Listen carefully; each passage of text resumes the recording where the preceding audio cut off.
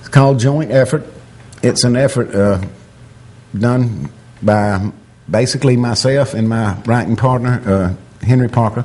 I won't say partner because we never co-wrote many things, but we always played a lot together. And that's a compilation of 10 songs, 5 of mine and 5 of his. Cool. You know.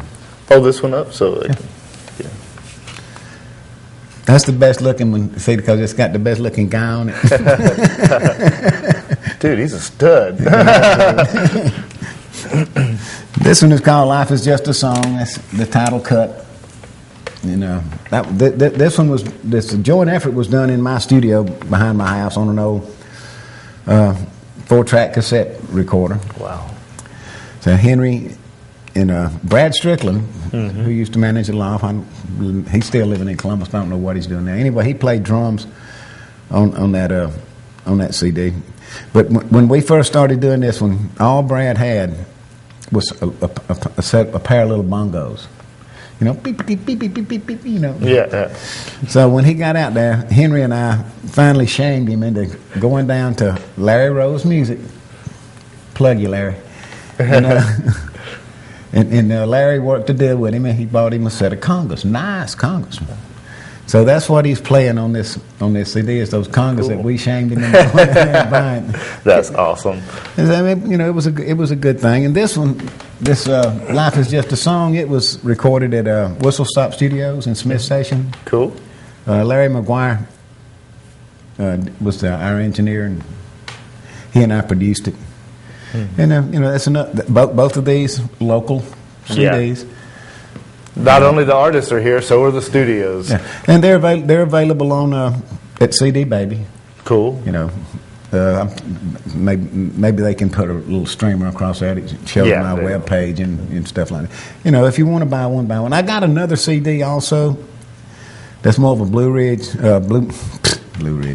bluegrass type of thing, and it's using a lot of our local artists also. Cool.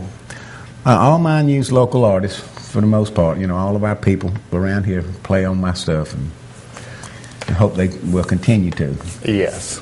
This new one is called Heeding to the Call. Heeding to the Call. So, and it is indeed a calling. It is. It truly is. Some people like to play it down, and they say, yeah, he's so full of it. Well, it's not true. Yeah. when it's real for you, it's real for you. Yes. And that's just the way it is. And it's real for me. I take music very seriously. I take the art and the culture very seriously. It's not something that anyone should take lightly. Right.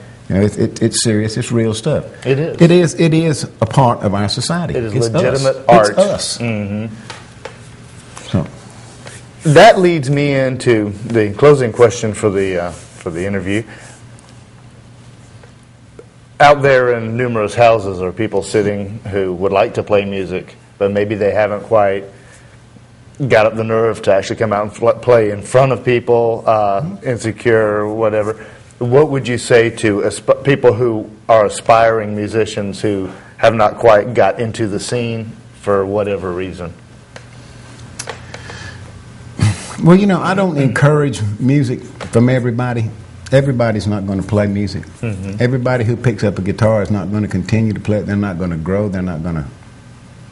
They're just most people aren't going to do it. Those who will do it. If you love it, just keep doing it. It'll come to you. If you keep working at it and you keep playing and it's in there, it'll come out. So, you know, if you really love it, just stay with it. Don't let people discourage you. That's the main thing. When I was a kid, I was learning how to play, and I was going to these parties. Kids go to parties, you know, in high school and stuff. And I'd take my guitar and I'd be playing music, and they would ask me to quit. Wow. Because I couldn't play, and I was also playing, you know, Hank Williams and Bob Dylan and some of my scratchy old stuff, and they were listening to, you know, rhythm and blues, you know, Otis Redding and Four totally Tops, different. and you know, all those were big, and I love that music too. Yeah. But that's not what I play. Right. So, you know, they had always asked me to quit. Just a few years later, after I got a little bit better, they was calling me on the phone wanting me to come to their parties and play. So, you know, it comes full circle. Just if you really want to play, don't give up. Yes. Just keep playing. No matter what they tell That's the you. only way to learn is to keep playing. You're not going to learn if you don't play. Right. Ever. And that's why these open mic things that we're doing all over town, that's why they're so important. It's because you can get people who aren't necessarily professional, who are just learning out there, and so that they can experience the stage. You can sit in your living room forever and play to your furniture, and you're never going to grow and get better doing that. You need that interaction with the audience, You do. and that appreciation when you get done and they all applaud. Nothing like Even it. when you mess up, they still appreciate you. Yes. There's nothing like that that's good for any artist. So, if you're sitting around the house playing your music and you want to come try it out in front of an audience, come out to one of the open mic nights. I'm not going to advertise the open mic nights and the venues and the places, but everybody knows where they are. You can go on Facebook and find all that stuff too. You can find both Rick and I on Facebook, facebook.com/Brian.Mallard and whatever, Rick Edwards on Facebook. He's in my friends list, and we advertise these all the time. This is the time when we come to Rick's last song, and he plays, and we really appreciate you being on the show, Rick.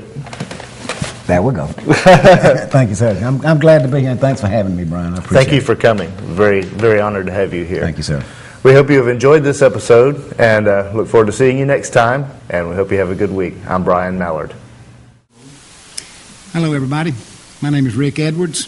It's nice to be here on Minstrels on the Block with Brian Mallard. I'm going to do another one of my tunes, written about 2010. It's called The Forest and the Trees.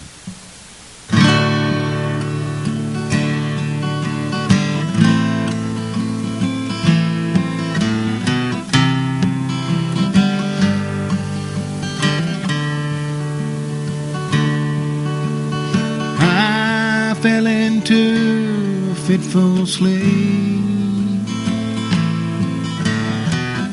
deep in my dream world again, cloaked in a shroud of mystery, waiting for the end to begin. Awaken from that sleepless dream, fly fast into that dark night, confront all your demons and your fears, chase them out into the light. I wish everyone could perceive the truth is no evil disease. Look deeply, try to believe. You can see the forest and the trees.